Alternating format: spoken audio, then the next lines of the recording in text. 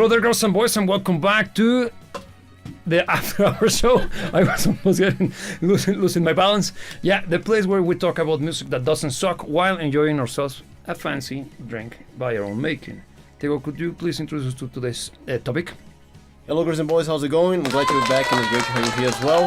And today, before we can get into what's the concoction, the mix of the day, today we will use this drink at hand to salute a musician that gained the status of legend. I suppose he earned it. Is someone who has a very big influence, actually, in inspiration in at least the person that you now see here in front of you, and I think he deserves a toast, a proper toast. Yeah, he does. We're talking about, of course, of Nicko McBrain of Iron Maiden's fame. Yes. And today's we actually planned on having a trooper beer.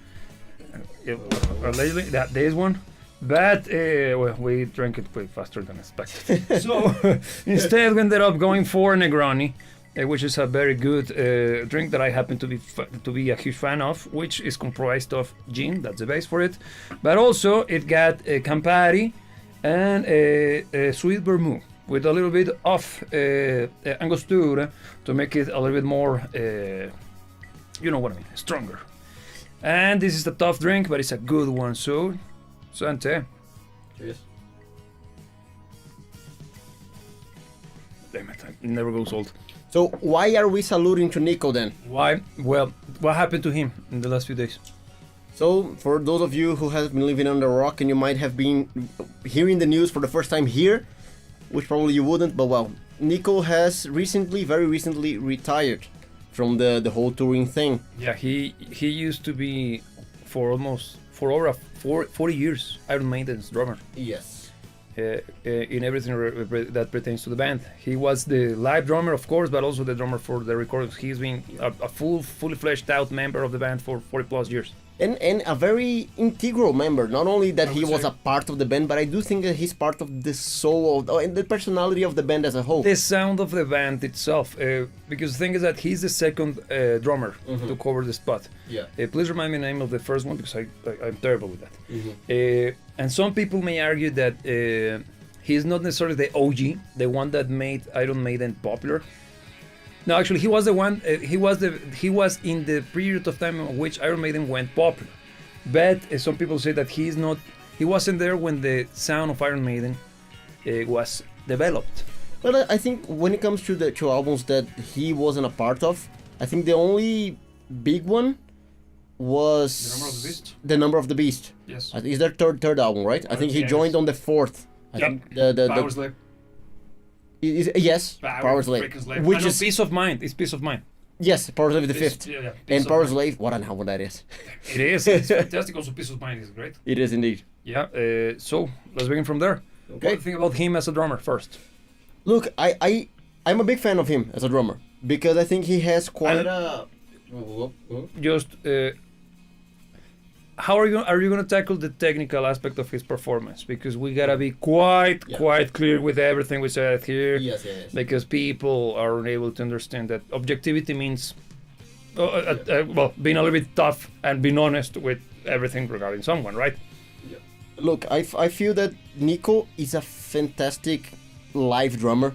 Excellent. He's part of the reason why Iron Maiden's concerts are so good. Remarkable. Yeah. Of course, there's everything Bruce. Well, we all know there's many moving parts that, and all of them are excellent. But I do think that Nicko is a good chunk of what makes their shows so fun. Because it's the energy. He's a lot of the energy, and he has a fun element to him. Yes. That translates into his playing, that translates into the music. Always a big smile on his face. Yes. Always kind of sharing this excitement and this enjoyment that comes from being able to do what he does for a living. Yeah. And that's something that it's inspiring, and also it pours out of his system, if that makes sense to you. Yeah, and does feel like he's truly passionate about the whole thing, because he has that light-hearted aura about him, and it's interesting because he's a very heavy-handed drummer. Yes. He delivers quite a lot of punch. He delivers quite a lot of energy, but at the same time he has that fun element to him,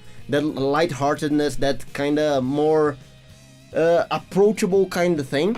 Because, for instance, you have Bruce on one hand, who is clearly a badass. Yeah, he's a fantastic. And he's a presence that's kind of larger than life to a certain point. Agreed. And I think Nicko, for as much as he's a fantastic presence as well, Yes.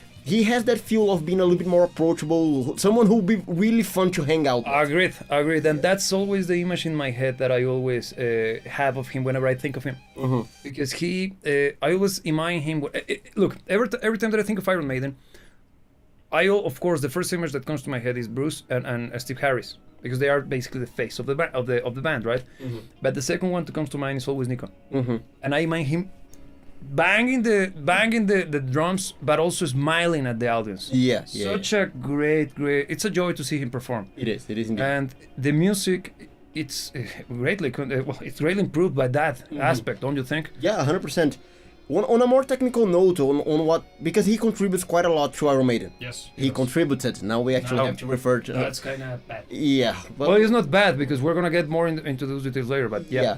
But he was a big contributor to Iron Maiden in many ways, to sound, personality. I already mentioned a few. Iron Maiden has great music. Yes. The music of Iron Maiden, when it comes for instance to the rhythm section, especially the drums, they are usually not on the super technical side of things, super demanding. What is incredible, and it's something that is remarkable out of him, is the delivery and the energy. The freaking energy, right? Yes, because someone else hitting the drums might get the part right, but wouldn't get even better the energy right. Yeah. Because the energy that pours out of him when he's playing, both on the banging itself, but on his persona. His persona, it goes into the music, and it makes us all happier for it. Exactly, man. Exactly. That's one of the reasons why it's kind of sad to see him depart in the band and leaving it in such a good standing. Yeah. Because he's actually retiring. He was not kicked out. He seems to have been struggling with some health issues for the last year and a few more months. And it seems that he simply had to make a decision. And look, it seems that the band, of course, this health situation that's pushed him over the limit now has been going on for a while. And the band was actually accommodating to a degree. It seems like they were making some picks for the shows that he could perform without issues, without being problematic for his health or anything. So he is part of the band. He is. And I think even now that he left the band, he's still gonna be part of the band in soul. Yeah, actually, because when he left, the announcement was done. He was still posting stuff on Twitter, well, X, while promoting Iron Maiden. Like, damn it, you're such a good guy. And I mean, even a bigger fan now than because it shows. As often as sometimes we have this idea in our heads as fans, we kind of portray some of those almost Arthurian level aspects to the musicians that we like or we aspire to become, or we use as inspiration, right? And I always saw those guys as a badass band of brothers, if that makes sense to you. Yeah, it does. Because they have been through a lot, and the changes that happened to the band during the 90s and the late 80s, for them to come back and as a big ass family, having everybody but Blaze into the mix, felt like, wow, this is probably the only good rock band that is a good role model. In my head, it was the only one that didn't have that.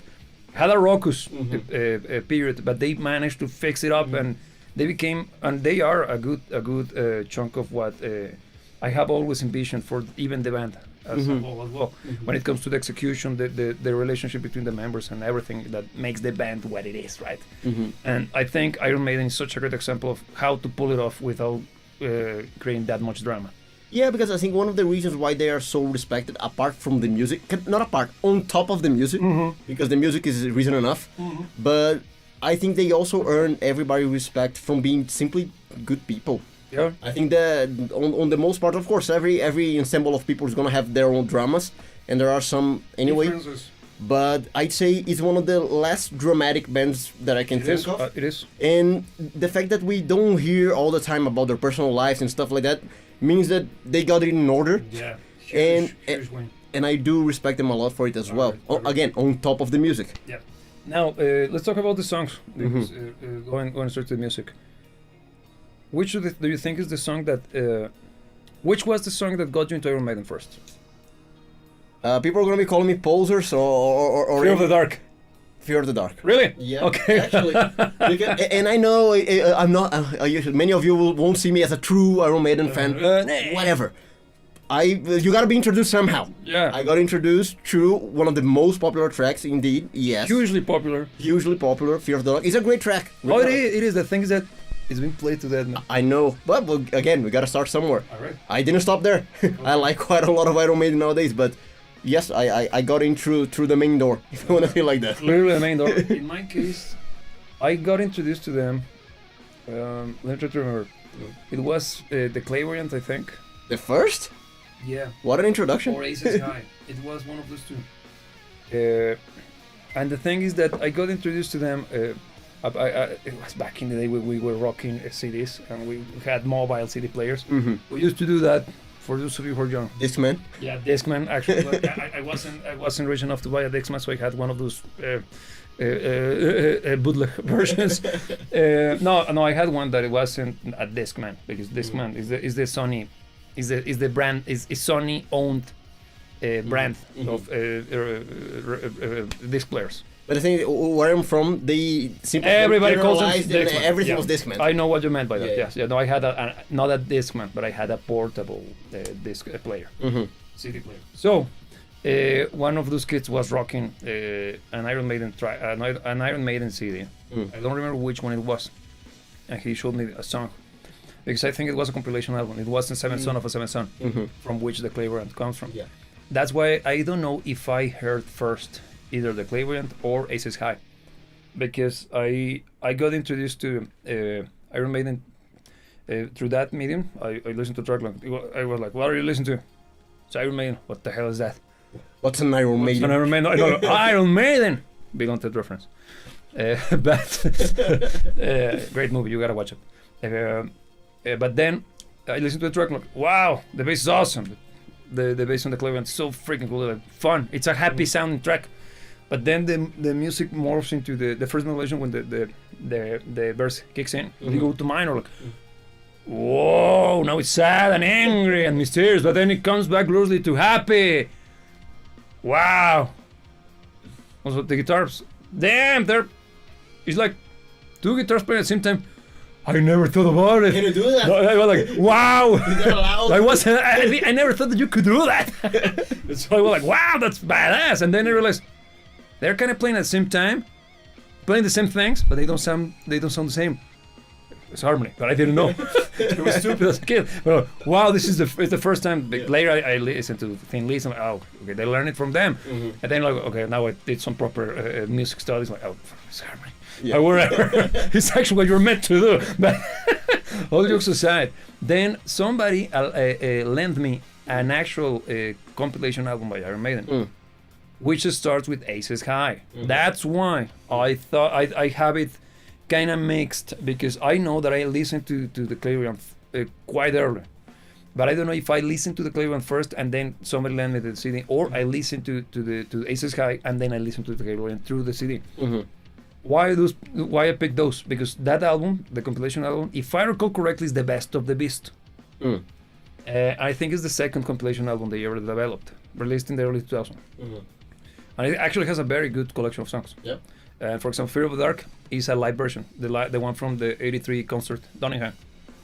Yeah. It's not the album version, but the rest is actual album versions. So that stood out, but I can see why, because they are great live. They are way better live than they are in the studio. In that song in particular, the one that they chose to put there, they put it there for a reason. I prefer it over the version from Rock and Rio. You think that there's such a... There is magic. No, man, there is magic to that performance. The one from Rock and Rio is excellent. No, man, the thing is that Rock and Rio is bigger. That the performance and the excitement from the crowd, and even the band reacted to them better. I'm not saying that Rock and Rio is just an insane concert, man. But I prefer Donington. Is Donington? Donington. Please correct me, because it's in Great Britain. It's a castle, actually. It's badass. So, yeah. And I think that version is better from '83, in my opinion. But that's when we go down the road. No, wait a second, the concert. And Iron Maiden is one of those very rare bands on which, if I had the chance to listen to the live version, I always pick the live version. You see, the energy that they deliver live is simply outstanding. Incredible. And I think it's one of the reasons why they became what they became is just because their concerts are that damn good. It's freaking awesome. No, they're incredible live. They're super good. It's impressive now unfortunately without Nicko, but up until very recent times, they deliver the same energy on stage. Yes, they do. And I think all of them are probably either around their 70s or even past their 70s. Easily. And it's remarkable again. It is because it shows commitment and also passion, because they have never lost the interest for the craft. They always, I have seen them 3 times in my life, and always delivered. Now, No, 4. now talking about the Iron Maiden and the passing of time, what do you think about their earlier stuff versus their later stuff? Now talking studio albums. How early? Well, Because the thing is that this, they have a long because- career.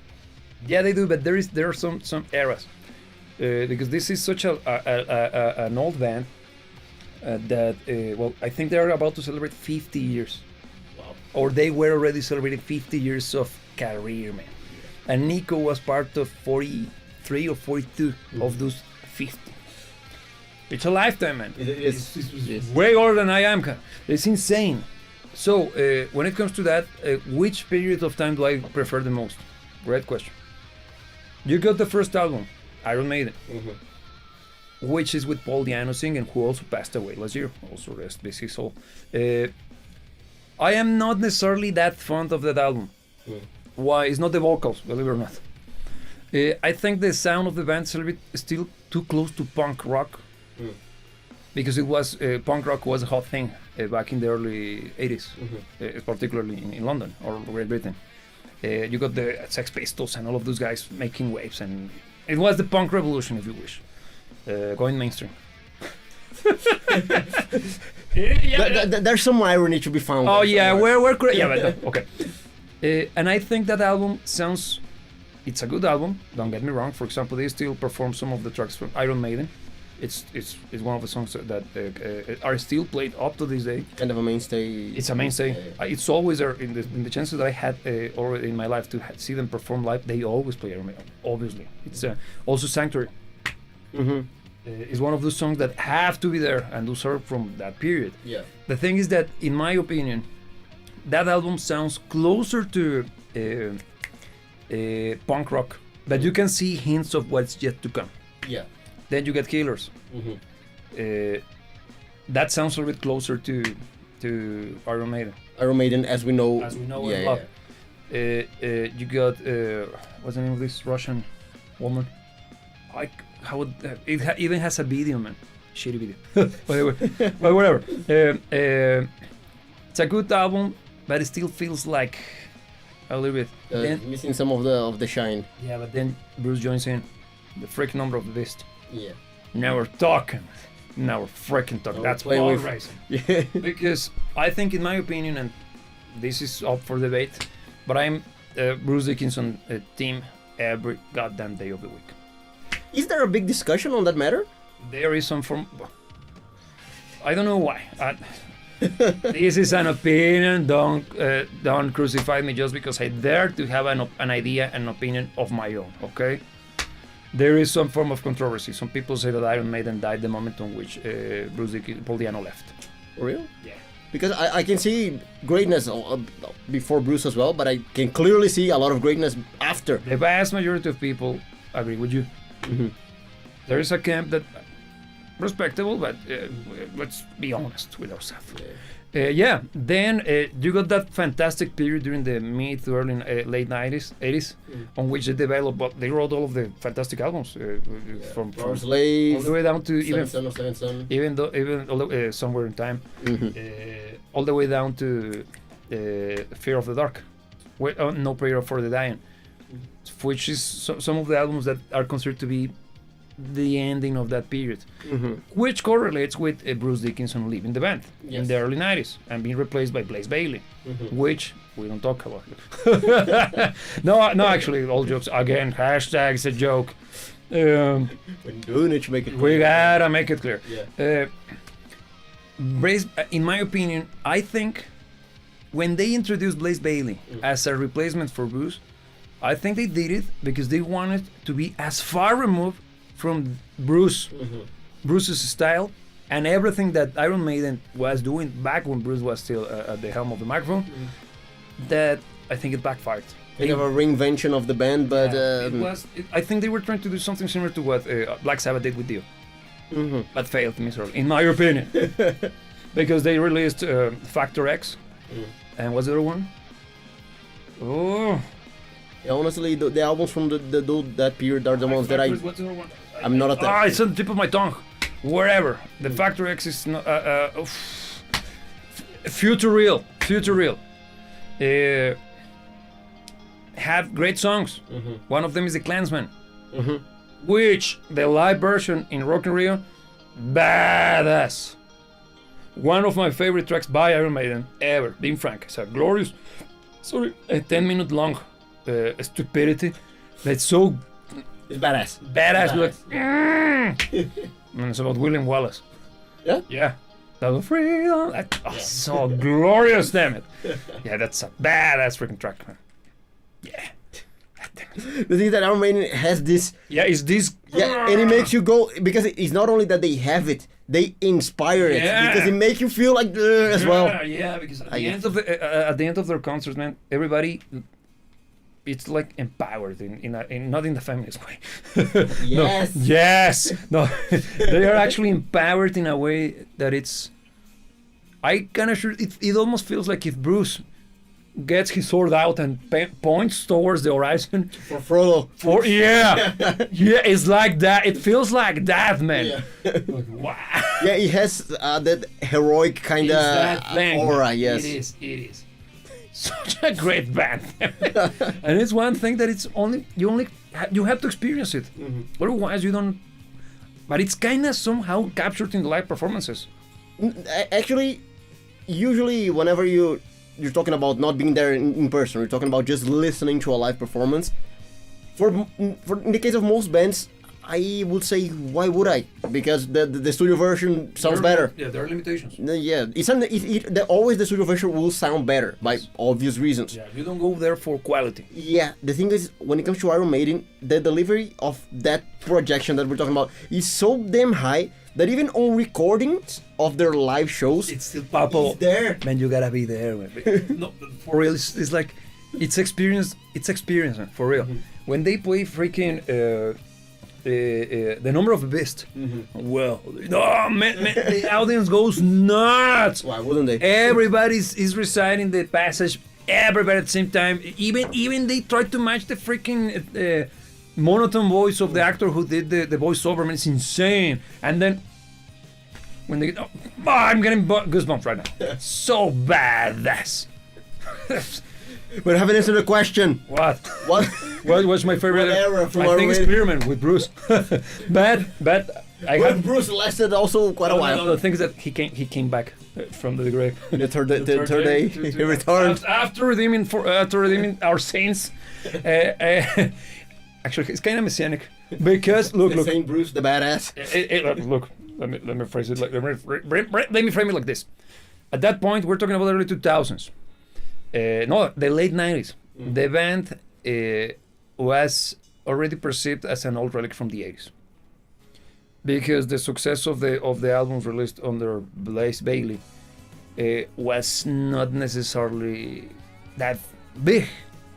So they started to wane away from the popular metal discussion and started to be seen as, it's like Styx, a band from the bygone era. Badass band, but because Styx, even though badass, love Styx, but let's be honest, they after the 80s they became one of those bad rock bands. Yeah, and now I even think that they fall into the obscure territory. Like sadly, it's kind of Boston. Like it's one they started to be perceived as a band from a decade from a bygone era. Bruce comes back after having a successful solo career. Actually, have you heard his album? No, yeah. Very good. Yeah. It's different. It's not Iron Maiden. My favorite is The Chemical Wedding. Badass album. Great album. Totally recommend it. Totally not because it's alchemical. But no, whatever. Going back to this. No, it's actually a great album. Yeah. He comes back and the band reintroduces every guitar player that was part of the Dave Murray, Nick, freaking Adrian and Yannick, the three of them together. Why would you use three guitars when you already have two? Why wouldn't you? Why wouldn't you? That was the response. And they release Brave New World. Badass album, badass song. But it sounds different. It's the start of the next chapter, which is what we're still. You can make the argument that we're still going through when it comes to their sound. There's quite a lot of criticism, I say, around. When it comes to that. Well, the biggest criticism came when they released A Matter of Life and Death, the third album in that during that period, because you got Brave New World, then you got Dance of the Dead, such a great song, and the album is fantastic, and then A Matter of Life and Death, which at the time of being released was not necessarily speaking super highly praised, because the production values of the album are a little more tamer. Not that they went cheap. They were looking for a much self-contained sound, because I think it's when they started to try to find a way to recreate the magic of the old albums, sound-wise. And it kind of I'm gonna put it this way: when I got the album, I bought it, and I was quite eager to listen to it, because the first song they released is the reincarnation of Benjamin. Right, we call it differently back in the day, so and then the stupid name is kicking in. So it's of course dubious, but it's a very great track. It's an epic, 7 minutes long, kind of proggy. Of course, it was right in my alley. I bought the album, but I already realized something funny about the production of the sound of the songs. They sound a little bit smaller, and at that point, we're coming from a highly polished sound that was part of the staple of the sound of Brave New World and A Matter of Life and Death, of the Dance of the Dead. And this album comes out. It sounds similar to everything being released afterwards. For example, the Final Frontier sounds similar to A Matter of Life and Death, sound-wise, not in the composition. Songs are more sci-fi. And this album is a little bit drier. That's the word that I would use. Have you heard it? Yeah, it feels a little bit more contained. Yeah, it feels less big. Yeah. Because it's not smaller, it's less big. Yeah, the thing is that I find I don't feel drawn towards that particular period. Not because it sucks or anything like that, but I think it is kind of taming down some of the things that I like the most about Iron Maiden. I was about to ask you why, or how would you describe such a thing? Because, for instance, I even there's a correlation now with Nicko, because as I was thinking on the era that I like the most is soon after he joined, actually. Yes. Because probably my favorite albums are Power Slave and Seventh Son of a Seventh Son. Most people will say that, or Power Slave. Yeah. So I think particularly for me, it's Seventh Son of a Seventh Son. Yeah. And I think it's the perfect mix, the entire album actually, in between the energy that the Iron Maiden can deliver, but on their more daring compositions. Would you say prog rock? I would say prog. I will go as far as to say prog rock. We agree that Iron Maiden is a prog rock band. It has prog moments. It's proggier than Pink Floyd. You say that is a prog rock band? No, I think it's a is- stretch. wait. It's proggier than Pink Floyd. We can agree on that. But I think we established Even that Barbra Streisand. Bon Jovi. What isn't proggier than Pink Floyd? No, what I mean, hashtag is a joke again. No, what I'm saying is that Iron Maiden is one of those bands that are like, it's clearly heavy metal. Yeah. British heavy metal, to be precise. But it's kind of a bridging But the gap. it's very close to how I would say that it's a British heavy metal band from the 80s with plenty of prog rock elements. They are close, well, they are more often playing heavy metal, but they go bananas and they go full prog rock, man. Because don't tell me that Fear of the Dark is not a prog song. The thing is that they are, in sound, they are heavy metal. Pure heavy metal. Yeah, but And that's... in composition, they can go quite proggy at times. Yeah, and what happens when you have proggy music and metal? But I don't think they're a prog metal band. That's the thing. They don't fit. Why? Because What is prog metal? What is a woman? What's a woman? Think Symphony X. For me, whenever I think prog metal and I want to define what prog metal is, I think Symphony X. You gotta pick the pure stuff. Think of the heavier stuff by Dream Theater. Yeah, that's better. Okay. Let's pick a song. Let's say The Dark Eternal Night sucks. the Honor Thy Father. Yeah, good pick. That's a prog metal It is. song. It is. Okay. Iron Maiden doesn't sound anything like that. No, I agree. 100%. So it's kind of hard to make that correlation. Iron Maiden has movements. Mhm. You know, like Hallowed by Thy Name. Yeah, plenty of interesting modulations going on. Exactly. Clear difference in passages. Tempo changes, Even not some time. skipping at times. Yeah. The Rime of the Ancient Mariner, which is, man, it's a freaking prog song. And they have plenty of those. Yeah, Even 22 Acacia Avenue is shorter, but but it's still. Ah. therefore prog rock. But look, even though I think Iron Maiden is most recognized by the energy and that factor, I actually quite like when they go the route of interesting, Great. because they have quite a lot of interesting music, Yes. and I think they do great at it actually, because they never lose the edge as well. No, and look, another correlation or another comparison to prog rock. The song "Stranger in Strange Land." Mm-hmm. That's such a great track. Yeah. The guitar solo is David Gilmour, man. It sounds like. Oh yeah. It's freaking. It's.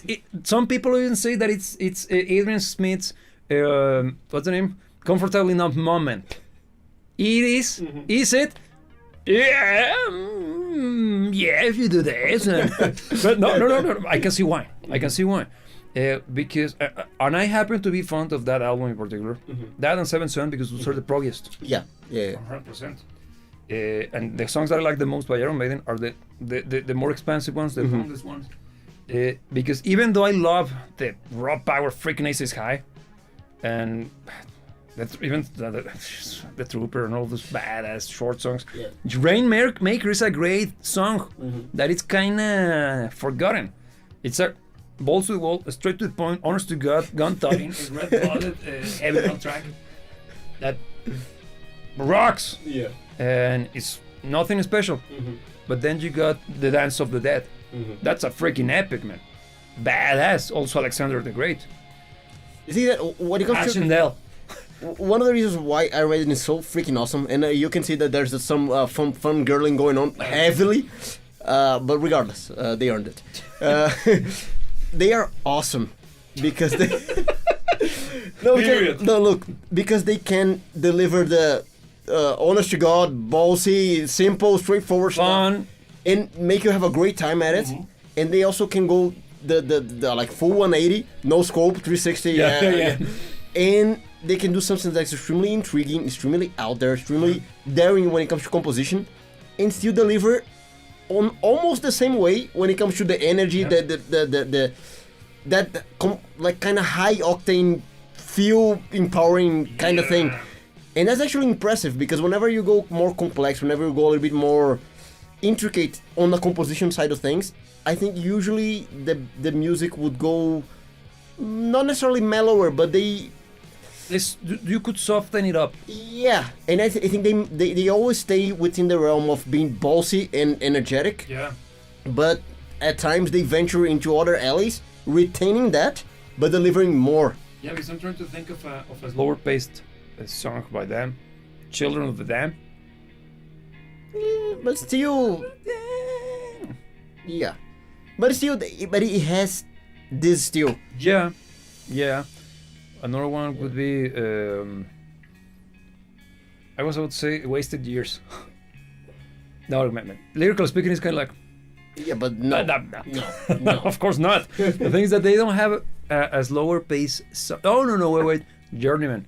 Great freaking song. And that's an acoustic ballad, man. But it still delivers the Iron Maiden. Yeah, That's still there. Yeah. Yeah. So good. But that's Bruce. Is he singing?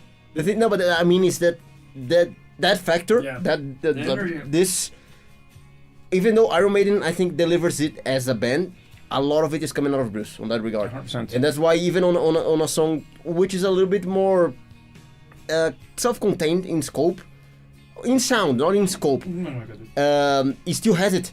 Yeah. Because it's coming out of his performance. Yeah, his performance is very, very powerful, man. Yeah. And I think that's the reason why Nicko fits so good. Mm-hmm. Because his drum sound is bombastic, energetic, as you describe it, projected, and no bullshit as well. yeah, I agree. Because it is an actually Nonsensical. It's straight to the point. Yeah, and he's No a nonsense. great drummer for serving the music. I agree. Because I think he delivers exactly what Iron Maiden has always needed. Is the energy, is the power, but he's still delivering fun. It's not something. He's not angry actually. Yeah. For as much as he's a clearly a heavy metal band, I don't think Iron Maiden sounds angry. No, it could sound at times aggressive. Yes, but it's no more than that. But he usually has a kind of a fun element. It's ballsy, it's high energy, but it's fun. But it has power. I would Yeah. use power rather than it's not violence driven. It's more like honor. Might. Might. Yeah. Might is the word. Exactly. I agreed. 100%. Yeah, because I was thinking of one of the newest songs that they released from the album Senjutsu, The Writing on the Wall. What a great track, man. That's so good. That's country, like wow. Yeah, 40, almost 50 years later, they're still delivering that song. That's talent, man. But I think it was kind of criticized, wasn't it? Even the entire album Senjutsu was... No, the album is criticized because Iron Maiden. The thing is that it is fashionable to criticize them. yeah, it's always been. No, the thing is that they have become big enough for them to be hated, equally as they are loved. The same way happens with Metallica, with all of the other big bands. All of them have to go through that period in which they get as many haters as they get supporters. But don't you think that Metallica earns their hate a little bit more than Iron Maiden? No, 100%. 100%. Yeah, no, Metallica has plenty of many problems. Yeah, great Love band, them, but yeah, there are many things that they have done that are not necessarily the best. in and out of the musical realm, specifically speaking. But well, regardless, Iron Maiden is the topic of this conversation, and I think there's still plenty of fangirling to do. Look, you were mentioning how important he is for the energy of the tracks, and how he is not necessarily a technical drummer. And everything he does is in the service to the song. Yeah. I was thinking when we were saying that the feels for a trooper, those are so well played. They're memorable. Oof, super memorable. Yeah. You know them. Yeah. When you go to the concert, you see people doing them like, okay, that's testament to the greatness of the performance. That's good. And there are not that many songs on which people actually follow the feels or learn the feels. Yeah. Of course, if you think of, for instance, bands such as Rush, you have that song. The things that Rush's audience is kind of nerdy. Kind of autistic. Basically by definition, and I don't mean it as an insult. No. I frame myself as part of that audience, and it applies. Yeah, I agree. Great band, great drummer, and people hold him in such a high standard for a reason. Oh yeah. But he has that factor of the drums being something remarkable. Yeah. It's part of it's gimmick, if you wish. No, it's not that. It's not a gimmick. It's not a gimmick. But I use that word just to kind of exemplify why. Because it's kind of a. When it comes to Rush, people go there to see Neil. Well, they used to go to see Neil because he's a fantastic drummer and also an insanely technical one. Yeah. And people follow them not just because of the music. Most of the people in the audience have some form of musical interest rather than being a fan. But in the case of Rush, Neil Peart's drumming was the musical highlight of the band. He was the best of the three. But in the case of Iron Maiden, that's definitely not true, because for as much as we are here praising Nicko for the entirety of the episode, Nicko's not at the forefront of the music. And I don't mean that as something bad. No. Actually, he's serving the music to perfection. And I don't know how long they can keep pushing without Nicko. I don't know what's gonna happen if they dare to release yet another album. Do you know the new drummer? I know he's the drummer that has been part of British Lion, which is Steve Harris's side project besides Iron Maiden, and I think he's a good drummer. Clearly, he's a good drummer. My question is, I don't know if Nicko simply retired from live, from gigging.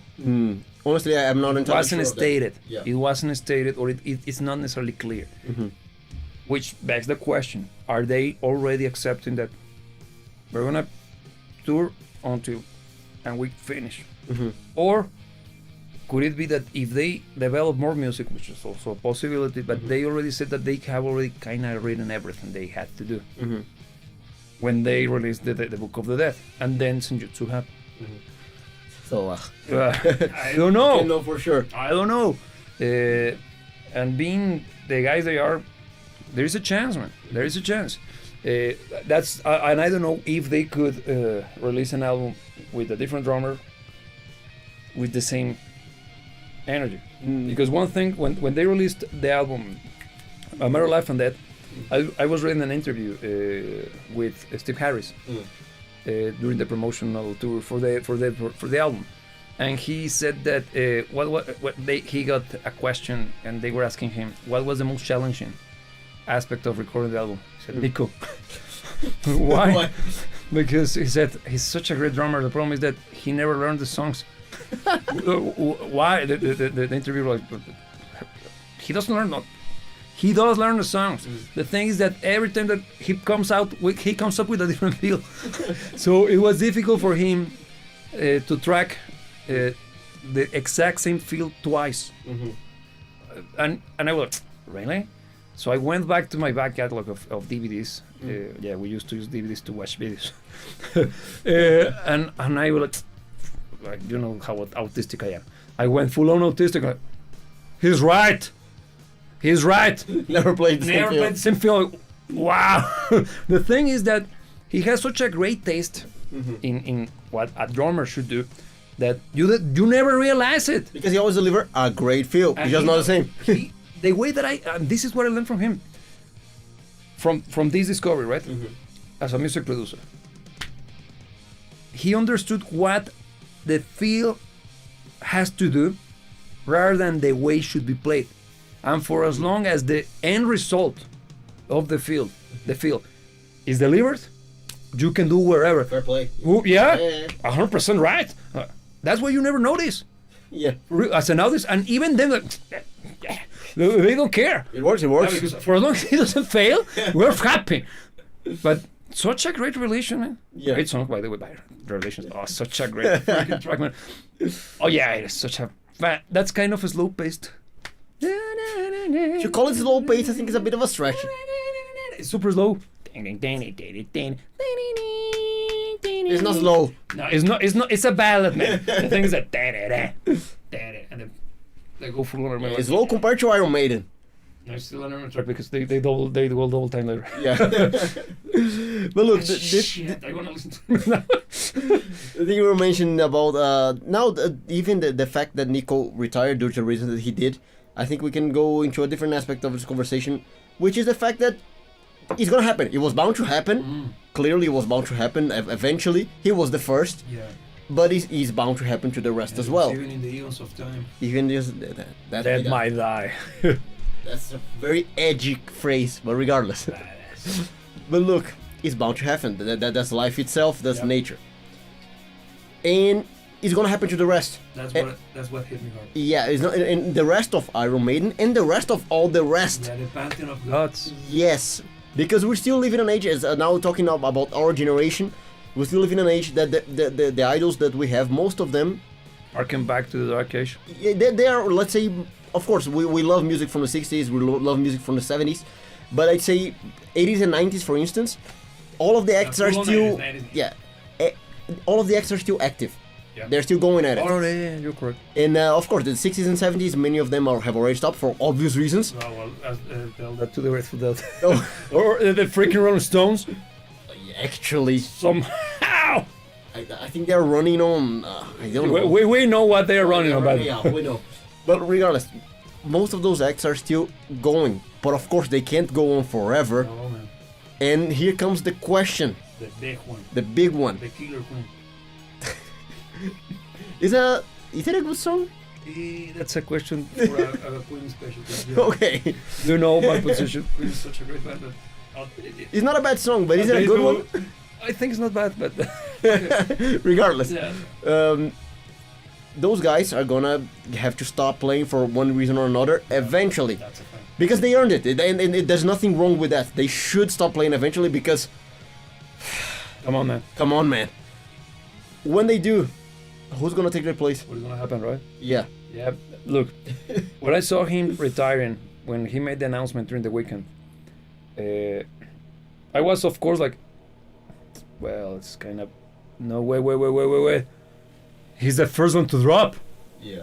This is not a matter of him being kicked out. He's unable to keep rocking. Dude, Bruce Dickinson almost died a few years ago out of... He had an issue with his throat cancer, and he conquered it. He's still singing. It's so... What a badass. He's such a badass. How can I be a fan of him? That's a role model. That's a proper role model. I want to be like him when I grow up. So, yeah, but the thing is that how many more years before they actually have to, one by one, eventually will have to retire? And not only that, how many years do we got left of Guns N' Roses? How many years do we got left of Metallica? I think Metallica is one of the first one to actually quit. You think so? Yeah. Because they are the ones who are pushing it the hardest still. Well, Iron Maiden as well, but I think Metallica being in such a huge position, regardless of them being the next one or the first one to actually retire for real, the moment they do it, is the beginning. Because they are the biggest. It's the biggest we got for what it is. Yeah. Guns N' Roses is slightly younger than them. So there is a chance that Guns N' Roses would last a little bit longer than them. But then U2, then... we don't care much about it. No. You get my point. U2 is also one of the last hoorays of big-ass rock and roll. Yeah. What's left? Coldplay? Ah! Blasphemy! Heresy, I they have say. a good album. Dude. Good album. Yeah. Actually, good to surprisingly good. Yeah. Yeah, but come on, man. Yeah. What would be where this forced me to realize that they're gonna die, man. Yeah. I will live to see the day on which none of those guys are around, man. Yeah. And it's not that far off. No, we're talking about no more than 10 years, man. Yeah, by the end of this decade, most of them will have retired. Yeah. Man. Yeah. Because how many? And then what? That's the question. And then what? Could Gene Simmons be right? Is the final moment for rock and roll to truly die? It's true death. I truly hope he's wrong. But is he wrong using this? Because for real. Yeah, no. I don't want to think of him as being right, because that means that it's over. And but what I want is not what is. But honestly, I think he has a good chance he's right, or at least for rock and roll as we know it. That's, I think, what he refers to. He's very clever on how to use his words to create a commotion. Because he has always he's known for being Gene Simmons, but also for saying that rock is dead. I think he was the first one, or the one that made it loud. Rock is dead and is not coming back, and people had killed it. And I think we are gonna see the actual total demise of rock music as a whole, in the sense of it being being mainstream. We're gonna see the retirement of everything that makes rock music what we hold dear today. Yeah. Not in the records are gonna still be there, and I think we're gonna see the next stage of it, which is they dying for sins and resurrecting. What happened, and this is hot take. We might live it long enough for us to see Jimi Hendrix's music being studied at a conservatory level. Why? I think you get me. Yeah. Because it's gonna be old enough for it to be considered classical. And before it's classical, no. Classical music stretches all the way down to the 20th century. Period. Classical period. Both. Yeah. No. That there is a classical period and this classical music. Very, very important different distinctions. But whatever. The point is that, yeah, that's gonna be the incredibly glorious return of the king, because we're gonna see rock music now as what it is. But Elitist, but I think glorious, only for those who have ears and eyes to see. I think that's the optimistic route, honestly. And I don't know if I feel too optimistic about it, being quite honest. And I'm the edgelord. You're the edgelord. Well, regardless, look. Now you mentioned Kiss. Yeah. And this that I'm about to mention earns its entire episode eventually. But They're going robot. they are going robots. If you don't know what I'm talking about, Kiss is pioneering on a form of concert that it hasn't been done yet, but is in the making. They already shot it and everything, where they're using the technology of holograms to perform shows, which is not new, has been done. But what they're using is they have captured their personas on camera, and through the magic Of AI. they're going to be able to create shows, not only replicate recorded shows, they're going to be able to create shows On the spot. through AI with holograms. If that's not dystopian, I don't know what is, and that's actually a problem. So now, if we get this piece of information about Kiss and blend it with the fact that our heroes are dying or retiring, They might never die. Well, They might never. they might never die. But historically speaking, you need to get one out of the way so that another take over, right? So if you don't get one out of the way because they have been immortalized not only in their creation but in their performance, what happens then? They live long enough for them to see themselves turn into a villain. Actually, yes, because they could destroy the chances for any up-and-coming act to take the mantle and continue the journey of rock music. Agreed. And look, I'm hoping that there's a spacing between, because the whole thing with Kiss is in the making, but we don't know exactly when they have them announced. They haven't announced any date, and according to Gene Simmons, they still have. There is a chance for them to perform every so often, but not touring and not doing any form of big ass concert. If you get me. And the technology, it's already been in the works, man. Because they even released a year ago an actual announcement, an official announcement. Yeah. They delivered the last concert. The concert was over because people went there to see the last foray of Kiss live. And at the end of the concert, they did the Avengers thing with the end credits. Actually, they did, man. And that was the first moment in which the world knew that they were developing a way for them to go immortal. Yeah. And it's as scary as he described it. They actually they are actually trying to develop a way for them, their stage personas, to be replicated through technology to be used for eons to come. Yeah. And always delivering a Perfect. customized, perfect show. Yes, not replicated. Yeah. Because the AI involved will allow the robots to interact to a certain degree. And the thing is this: they only captured they did the motion capture. The AI will keep developing. Yeah. So it's not that it's gonna be stuck to whatever is possible today. Yeah. They only capture their motion. And also, he's gonna be studying their previous performance. There is a big back catalog when it comes to Kiss shows. And also they have access to the dry recordings of the instruments and the vocals. They can create a model and train a model to replicate the singing. And they will.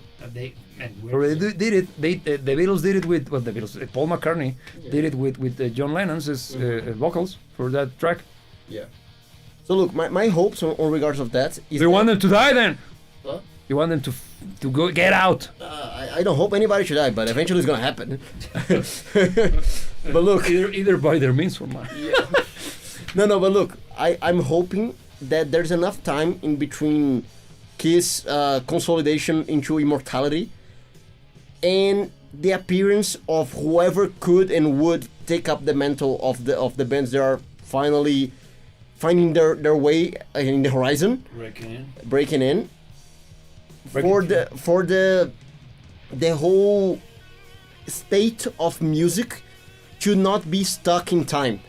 Because what I mean by it is, let's say no other band that could relate in cultural relevancy pops up over the next few years. Yeah. Which it can't, because I think things are kind of changing. So I hold hopes for we to see a resurgence in relevance in culture, okay? And if something is strong enough to make a dent, that to become almost as big as the ones we hold as classics now, then it would set a precedent that new stuff could become big even on a time where everything is old. Okay? I can see your point. But if the whole thing with Kiss comes soon enough, and the money is there, and that's the end. There, I think that's the end. Yeah, we have to save that because that's a huge conversation to be had. But now, in a nutshell, and to put an end to this conversation, favorite Iron Maiden track and why? Besides Fear of the Dark, because we already know that you're a poser, so whatever. No, it was my first, and the first is usually not the best. Wait. But look, and actually you mentioned it already. I think my favorite song by Iron Maiden is The Clairvoyant, and it's actually your first. Yeah, actually, look at that. Because I think it holds within it everything I love about Iron Maiden. In a short package. In a short package, because it delivers. Even though it's a short package, it managed to be proggy somehow. Yeah. It's kind of proggy. Yeah. It delivers punch. Yeah. It has might. So I think it has everything that makes Iron Maiden the way I see it in my head. Yeah. Good point. Good point. That's a good pick. In my case, I think I'm trying to go non-conformist. You wanna go for something obscure? I think of something obscure. The thing that I consider it's hard to find something obscure. Yeah. No, I'm not gonna go that hipster. No, I'm trying to think one that actually actually had a huge effect on me as I was developing, and the one that one of the things that there are many. What's the name of that one? Can I Play with Madness? It's one of those tracks. Proggy? Yeah, it's probably clear. I think that song. When I heard it first, I already heard the Can I Play with Madness, but the singing section, the opening. I was like, that sounds cheesy as balls. It has some of Journey to it, doesn't it? Yeah, but cheesy. It's not cool Journey. It's not Journey cool. It's like, but it sounds kind of like the music my mom listens to, and I had that in my mind. I didn't know. Once again, harkening back to the point on which I was listening to that freaking CD that I got borrowed. No, I brought it. I brought it back, man. So no. It's a song that when I listened to it for the first time, I didn't know that it was Iron Maiden. So I don't know what I was doing. I was actually just sitting and listening to music. And then that song kicked in. Wait, is this guys? How? And then there's a I was like, but no, man. Because when they bring back the Can I Play with Matt? Now in context, that. Damn! My stupid kid brain couldn't hold it. Like, the song finished like, what the hell? I used to like, the hell happened? That was badass. But it's not my pick. Tanto. Oh yeah, it was just, it's storytelling. It was that song had that impact in me. Then I had the chance to listen to. I actually borrowed. That wasn't borrowed. For whereas I ended up exchanging by force one of my Iron Maiden CD. Something happened. I don't remember what happened. So I exchanged. I think my number of best album CD for a DVD video compilation of the official music videos up until that point. So that's why I'm extremely familiar. Holy Smoke has a horrible video, man. There's a scene in which they are dressed up as Catholic priest smoking. Bad. Yeah, but we're in that compilation CD, DVD, there was the only representative of the Somewhere in Time album was Stranger in Strangeland.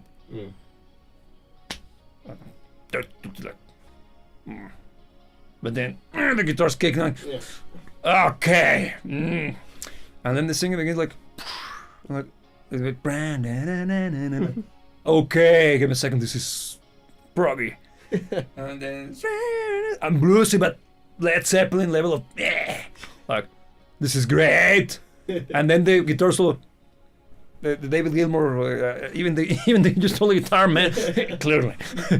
Wow, man, what a goddamn track. So I was like, what album is that? Summertime.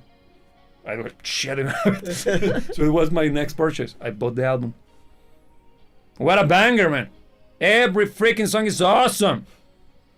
Actually, no, they are consistent, but there are albums that are super consistent. That's the chorus era. Somebody bought, I think it was Adrian. Look what I got. What's that? A chorus pedal. What is that? We're gonna put chorus even on the drums. Everything has chorus on the drums. Everything on those albums is even Power Slave you start to see some. Mm-hmm.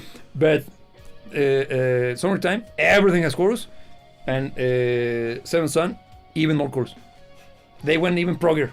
Yeah. Favorite album, Seventh Son, but I think my track would be Stranger Stranger.